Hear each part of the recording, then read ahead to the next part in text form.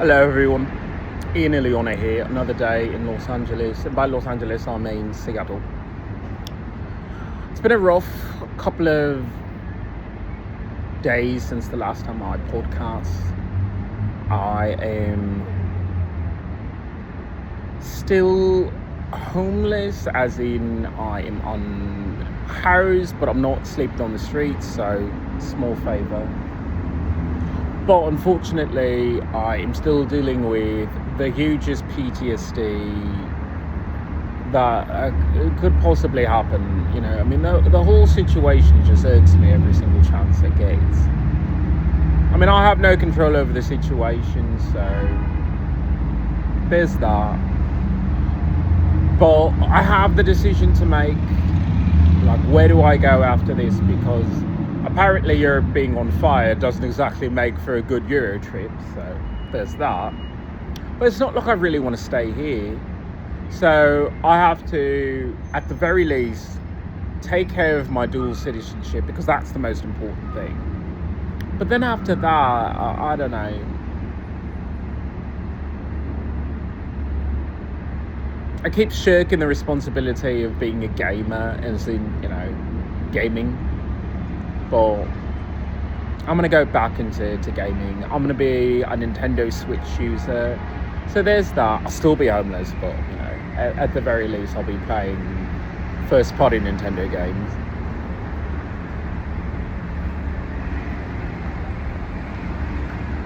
I don't even know where to begin with my PTSD. It's something I have to deal with. I mean, the people who are around me, most of the time, they're just staff or just people looking for services. It has nothing to do with me. It's just that there's no sense of, like, personal space. But obviously, when you're homeless, I mean, there is no personal space. Like, I live with a bunch of dudes, and it's just weird.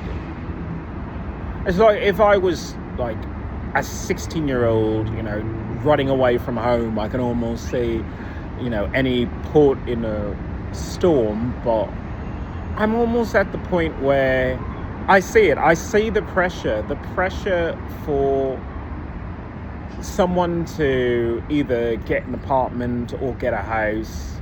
And yeah, you know, I actually do have a VA loan for a house. My problem is, it's just, I don't want to live here. Like, I mean, I've been to Seattle, I've been to Washington, and it's the closest you can get to, I would probably love you in winter. I just don't love you now because it's still summer and people are just out and about. It's just too crowded for me, for my PTSD. And even if I got an apartment, I still don't want to deal with the whole getting to know your neighbours thing. It's just like, no, that's not me. It's not me. And especially if the neighbours are the weird people who are shooting things up in the Space Needle. And that's the reason why I decided to do a podcast today, because it's unlike me to not have a comment for it. My comment is, did you come before you decided to fucking shoot up the Space Needle? Because if you didn't, then maybe Seattle does have to take responsibility and say there's a lot of pent-up men in this state and they're not getting any relief. Personally, I recommend a fleshlight, flesh jack. I've got mine on order.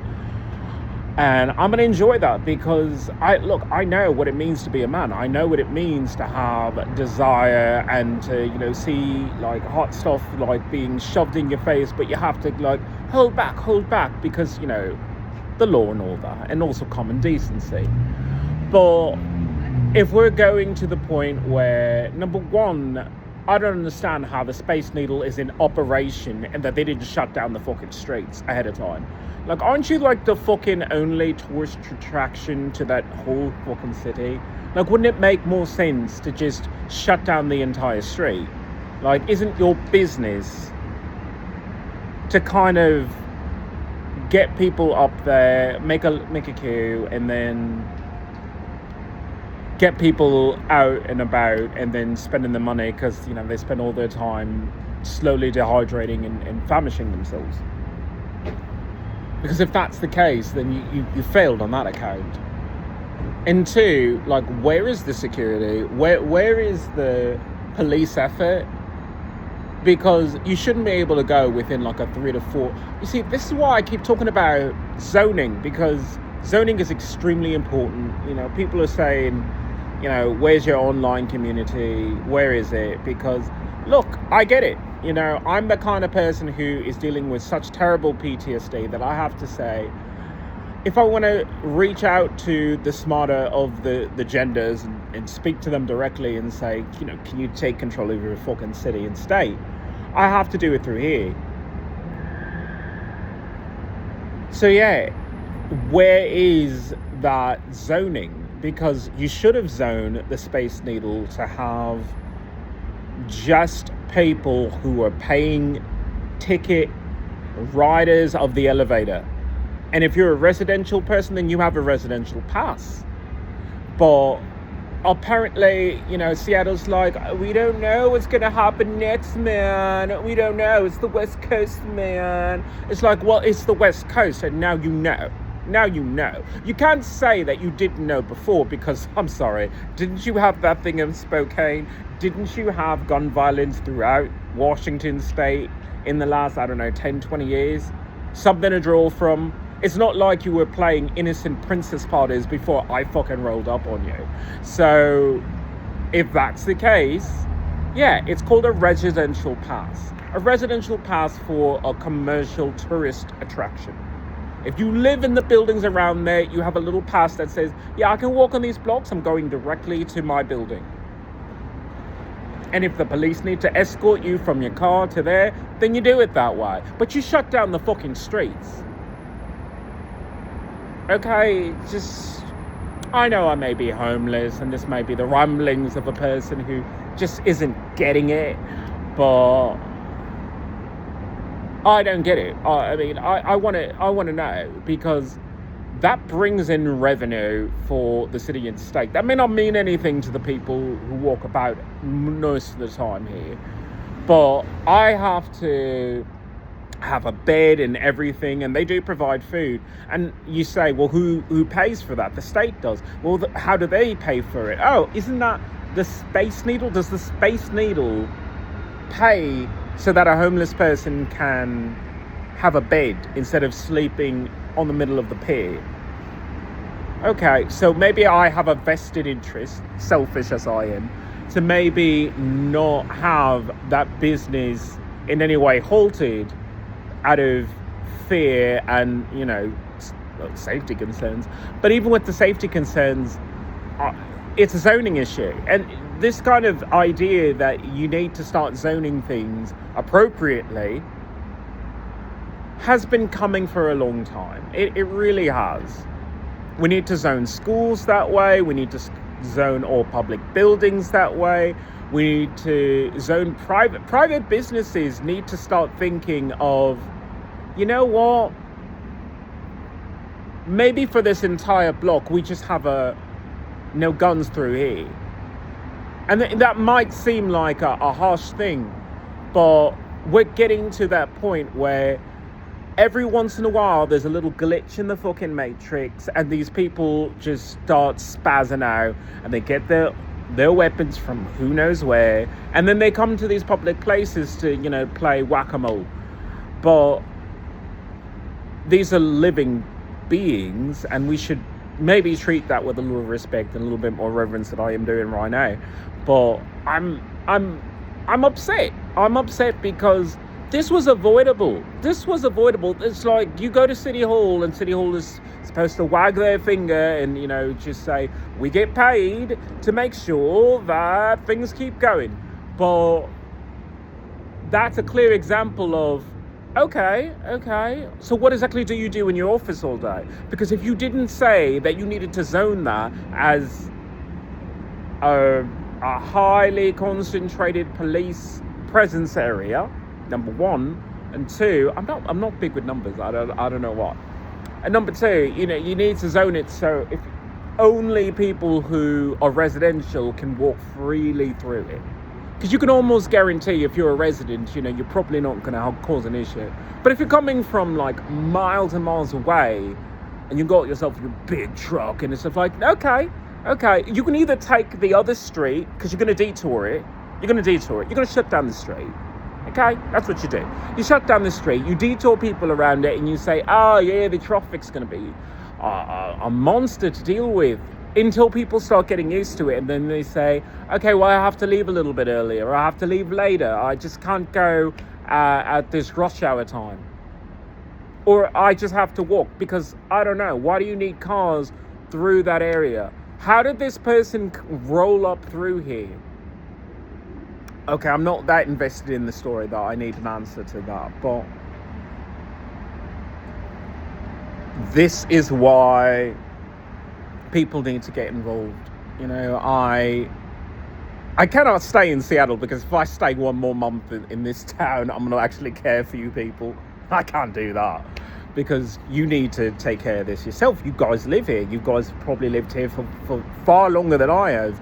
But you're not going to the city hall, and you're not having these conversations, either whispered or in public, of, well, the one little money-making cash cow for your fucking city, and you just leave it as an unprotected shrine. It's a shrine. It's a shrine to your history of your town. But you leave it unprotected, and then I have to educate you on zoning. I can't understand that. So before I hop off here, I have to talk about chips, French fries. I was going to the local place, because shout out to my Ivars, because, you know, their chips are so nice and they're so courteous and everything. And normally I get it, but I couldn't get it today, so instead I went to McDonald's.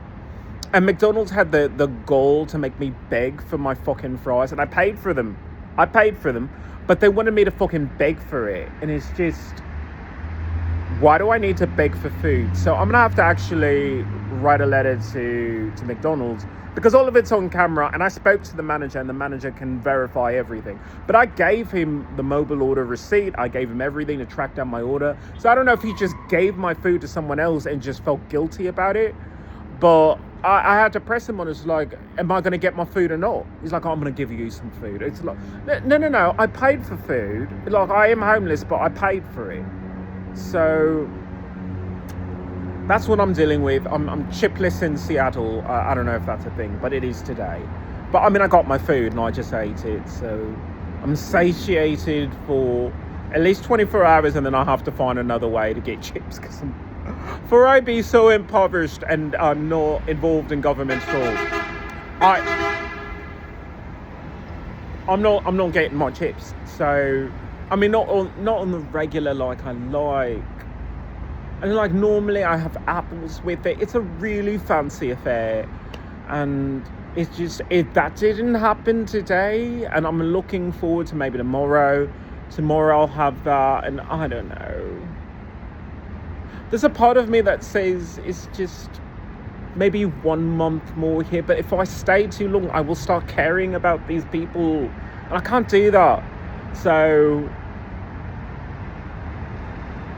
take care of yourselves, Seattle. Just take care of yourselves. Recognize that your town is fucking changing. I have to say town because you're not a city anymore. Just let's stop fibbing. Let's stop fibbing, okay? You're not a city anymore. I go by these posh fucking places, and it's just like you got a proper sitting area, you got this, you got that. But literally, it's for sale. It's like there's no business here. All your fucking industries that were just embedded for the longest time, your local restaurant, no one goes to. Because of, I mean, McDonald's is right there. I mean, if I had a choice, McDonald's is just tastier.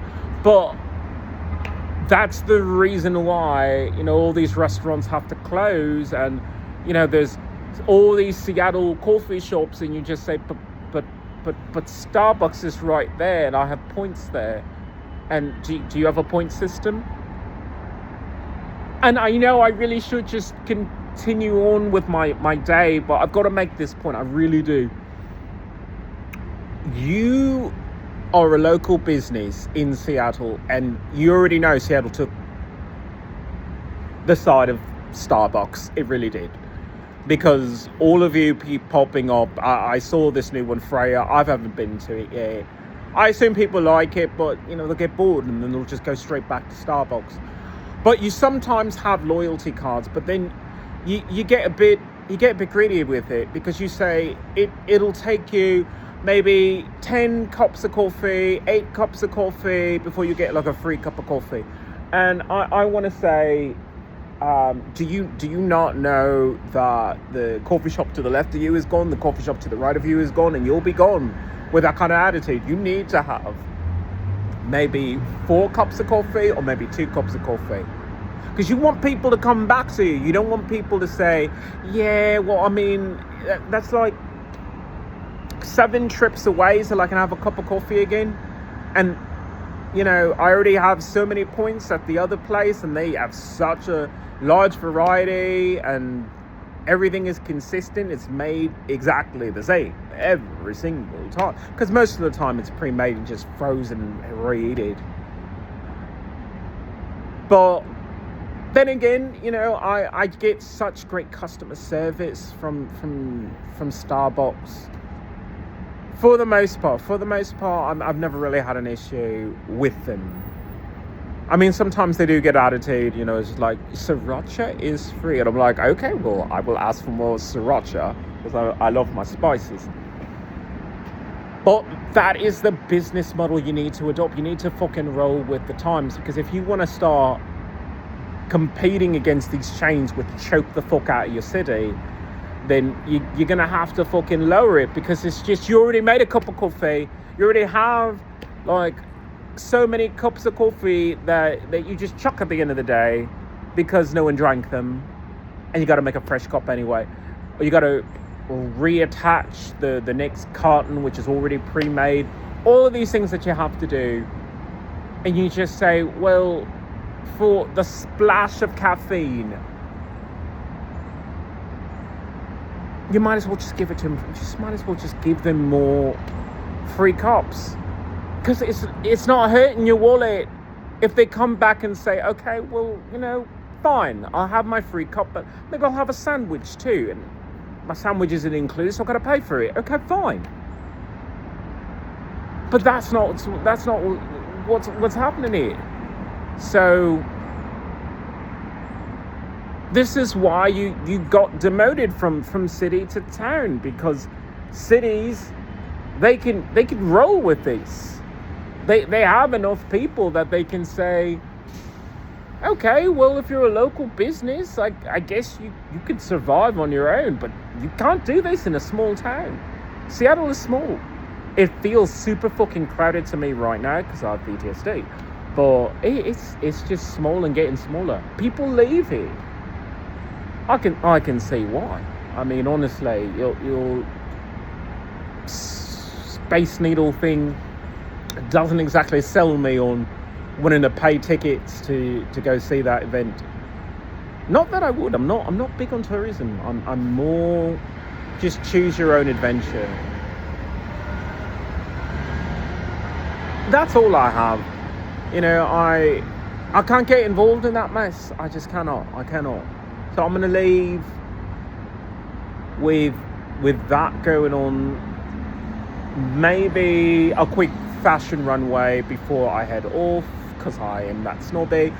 My name is Ian Leona. I'm an environmentalist, a human rights activist, mutant, a werewolf. I am a veteran with PTSD from military sexual trauma. I'm not getting any better. I am looking forward to the next 24 to 48 hours, because that's time to make a change. Maybe I just leave the West Coast. I'm this close to just saying I've seen enough. I have bloody seen enough of the West Coast. Look, I'm not saying the South is any better. I mean, the West Coast is far better with a lot of things. But I just can't see myself putting myself in a position where, number one, I'm surrounded by girls. Like, just today, it was just too traumatic for me. I won't go into the full thing, because these people are doing their job, and, you know, I take it as a personal attack that they have to walk by me when they're fucking cleaning things, and I hate it. I hate having such strong PTSD. But I do have PTSD, so that's just not changing.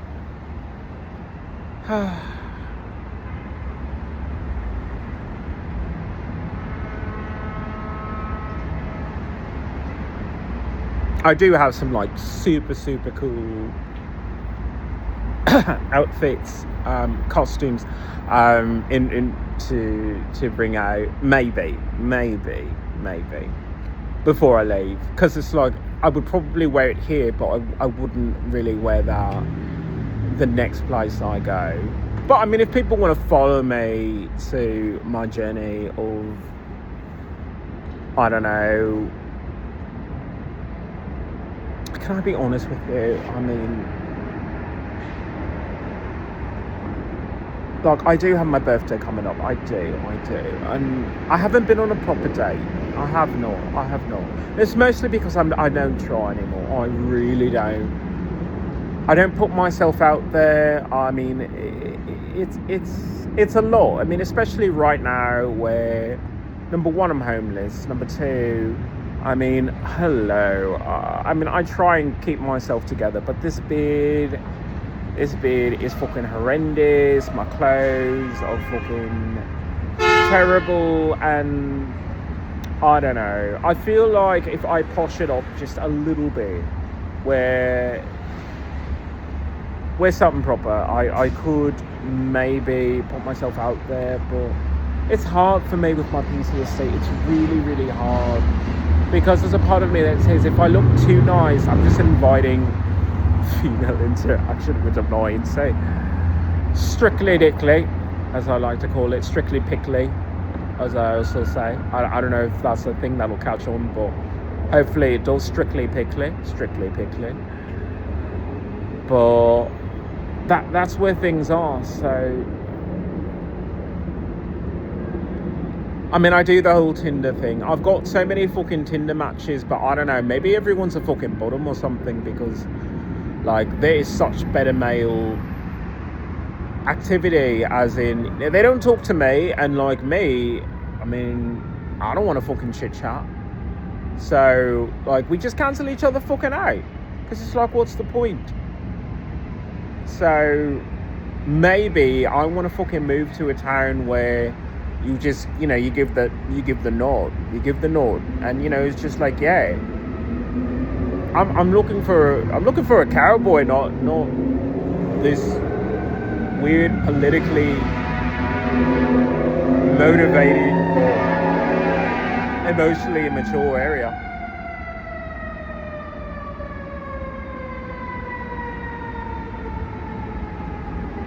And it doesn't help that Reddit is literally doing the best they can to show me, you know, that thing you want, it's in there, it's in that state, it's in that state. I'm like, okay, well, I've got to go there, because I'm not exactly seeing that here. And of course, I'm never in a position to actually see that here. I mean, some guy had a rainbow on his fucking hat, and I probably could have talked to him because it didn't look like he had a boyfriend, but I didn't even bother, because I just said, I'm just not in a position to do that. And with my PTSD, it tempers that whole idea of talking to strangers, because you just say, who would really want to be picked up that way? I mean, you say you want it, but what if you don't want it? Then why should that be forced on you? Which puts you in like a weird position, because like, what else are you supposed to do? Because the internet, as in the AI that runs these dating apps, they don't want you to fucking meet anybody. It's like the people who take these pictures and say that they want someone in a profile, they obviously want something, but the AI itself, I don't know, like maybe they do send messages and nothing ever goes through. So you kind of have to talk to people in public, but who wants to be that person, you know, just with pickup lines? It's like, I don't want to go to a bar for it, because bars at this point are just gross. Yet another business that is slowly dwindling out because people realize, I can drink alone. I mean, I like drinking. I could just drink alone, not watered down. I mean, I know the bartender. So, I mean, I can double the drink, triple the drink. I could fucking make custom cocktails. I could do whatever the fuck I want. But it's hard to justify going to a bar. Because you go to a bar and you're going for what? You're going for the sticky floors? You're going for the attitude? You're going for a show which is pretty much sit on your fucking hands and, don't talk. You just watch somebody perform. It's just like you can't have a conversation with people that way, and you're kind of bored out your fucking mind. You might as well just stay at home at that point, because you could at least change the channel if you don't like what's on. So yeah, yet another thing that is just going away. I mean, you can't sustain a city if people are always thinking this way. And that's where people are thinking right now. I wanted to talk about this DoorDash thing of someone ordered Taco Bell, and, I don't know why, but they ordered Taco Bell from DoorDash. And the delivery driver put a picture. So it's like, here's your delivery. And it's like the food, which was in a closed bag, sealed bag, but it was resting on their naked foot. And all I can say is, I thought you ordered Taco Bell, not tofu. Dad jokes, I got them. But it goes to a deeper issue of why aren't we accepting robots as our delivery people? Why are we still trying to pretend that the emotionally stunted people who would accept a job as a delivery driver are going to be responsible enough to deliver it without shenanigans? Because they're getting paid, and that they rely on tips, and they rely on customer feedback, but that doesn't matter to them, because if they fail at that job, they get fired, and it's like, who the fuck cares? It's like, well, on your way to the unemployment line, could you not fuck with our food? I guess is what somebody would say. So I told that person, you really do have to take a stand for this. This is something you boycott over. The idea that your food in any way is tampered with goes beyond just the DoorDash, because you have to say, well, what if the restaurant did something like that? Are you supposed to ignore it? I say transparency to everything. I want dash cams. I want body cams on these people, because it's like, you want money for delivering something that a robot could do, but you want to keep that job instead of giving it to a robot. Now, a robot would take the food, keep it sanitized, like keep a UV, blast it. It's just like your food would be completely sanitized, heated. You could do a lot when you just say, fuck these delivery drivers, we're going complete robot. Then you could have like a mobile pizza oven. You could have a Taco Bell shelf, which is keep your food heated, and then you get it, and then it's hot, it's fresh, it's not been tampered with. That makes a lot more sense than saying, yeah, I know, you're like, what, 15, 16? I know you probably have to be 18. But a lot of times with these DoorDash and Uber Eats, like, I've had times where, the person is supposed to deliver the food, but they actually have their kids deliver it instead. And then, like, the kids share in the car, and then they pick up things, and it's just an app. So you really just have to hand someone your cell phone. But they're not checking up on it, and they should. But they're not checking up on it because we don't have an outrage over it. Because these companies, they compensate you. They say, okay, fuck it. You get free food. It's like, just shut up, enjoy your free food. It's like, we'll take it seriously. We'll probably fire the person. But it's like, no, you really have to either hire quality people, which you can do. It's like, you can raise the standards You could say, I want a college degree out of a person who delivers food. At the very least, I want you to wear a suit and tie if you deliver food. You can raise the standard. But they're not doing that. They're going for people who are... How do I say this? No, I'm not politically correct. They're asking foreign people to do this. They're asking poor people to do this. They're asking uneducated people to do this. And they say, do you have a driver's license? Okay, well, by the state of whatever the fuck you are a driver for our company. And it's like, can you do a little bit of scrutiny? Can you do like a little bit of quality control? I guess is the best way to put that. Quality control.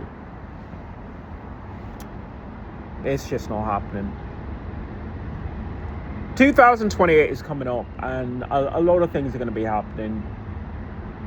A lot of people want to talk about president. I want to say, can you just focus on what's in front of you? What's in front of you? Because your president isn't going to fucking mandate that delivery drivers don't put their foot on your food. You have to ask for that. Do you get that? Okay, good. I'm glad we could have this talk because, as I said, I'm moving on to my next city at some point. So I have to prepare myself to cry and let go of Seattle. Cry my fingers away from this city, which I've been stuck in twice.